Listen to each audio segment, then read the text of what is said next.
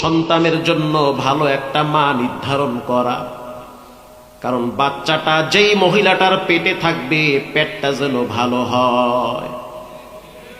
এমন একটা যুগে বসবাস করি যেই যুগে মা বোন না সবাইরই কম বেশি অনেকে আছে যাদের লজ্জা শরম নষ্ট হয়ে গেছে। আগে দেখছি মা খালাদের পেটে বাচ্চা আসলে পেট বড় হইলে ঘরে আড়াল হইতো, আর এখন দেখি পেট আর শরীর সহ রাস্তায় নামে। পেট সহ ফেসবুকে আলহামদুলিল্লাহ ঝাড়িয়ে দেয় যে আইতে আছে, অথচ বদ নজরওয়ালাদের চোখ পড়লে পেটের বাচ্চা উল্টা পাল্টা হবে এইটাও বোঝে না। বাচ্চা দুনিয়াতে আসার পরে নিয়ে গেছে হুজুরের দ্বারে তাহানিক করাইতে, হাদিসের ভাষায় তাহানিক করাও, ফু দিয়ে আনো। হুজুরের দ্বারে নিয়েছে, হুজুর একটা ফু দিয়ে দেন। এমনি তো বউ পেটে বাচ্চা নিয়ে টিকটক বানাইছে, কোন ঝামেলা হয় আল্লাহ জানে। কথা কি বুঝতেছেন? হুজুরে কয় বাচ্চার নাম কি? কয় বাচ্চার নাম তুফান। করে আল্লাহ কয় কি? হুজুরের জোতা থিয়ে মারছে দৌড়। হুজুর হাদিয়া নেবেন না? তোমার হাদিয়ার গুল্লি মারি এই তুফানে আমার ঘর ভাঙছে 7 বার।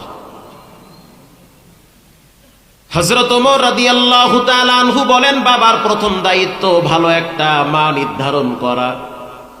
বাবার 2 নম্বরের দায়িত্ব সন্তানের জন্য ভালো একটা নাম রাখা।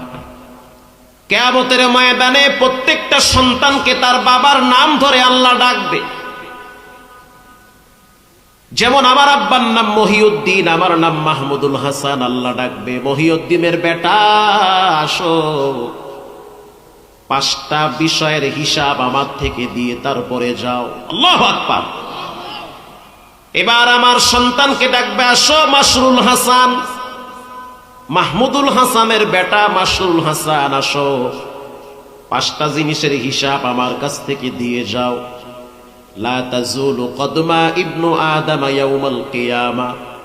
রাসূল বলেন কিয়ামতের দিন 5টা জিনিসের হিসাব আল্লাহ নিবে। 5 জিনিসের হিসাব না দেওয়া পর্যন্ত এক চুল পরিমাণ মানুষ লড়তে পারবে না। 1 নম্বরে লম্বা একটা হায়াত দিছি, এই হায়াতটারে কোথায় নষ্ট করছো পৃথিবীর কেউ না বুঝলেও একজন বুঝেন, তিনি হলেন কে? 2 নম্বরে তোমাকে যৌবন দিয়েছি, যৌবনটা কোথায় ব্যয় করলা? 3 নম্বরে কেমনে পয়সা কামাইছো? 4 নম্বরে কেমনে পয়সা ব্যয় করছো? 5 নম্বরে তোমাকে যেই জ্ঞান দিয়েছি সেই জ্ঞান অনুযায়ী কতটুকু না আমল করেছো। 5 ওয়াক্ত নামাজ পড়া ফরজ, এটা জানে না এমন কোন মানুষ এখানে আছে? 5 ওয়াক্ত নামাজ পড়া ফরজ, এই জ্ঞান আমাদের আছে না নাই? আল্লাহ বলবে জানো? কয় হ জানি, তো কেন মানলি না? আউয়ালু মা ইউহাসাবু বিহিল আবদু ইয়াউমাল কিয়ামাতিস সালাহ। কিয়ামতের দিন সর্বপ্রথম হিসাব হবে নামাজের।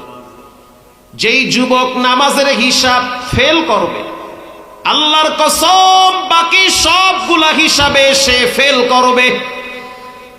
কেউ যদি নামাজের হিসাবে পাশ করে, আল্লাহর রাসূল বলেন বাকি টুকটাক আমল যদি ত্রুটিও হয় রব সেটা মাফ করে দিবে।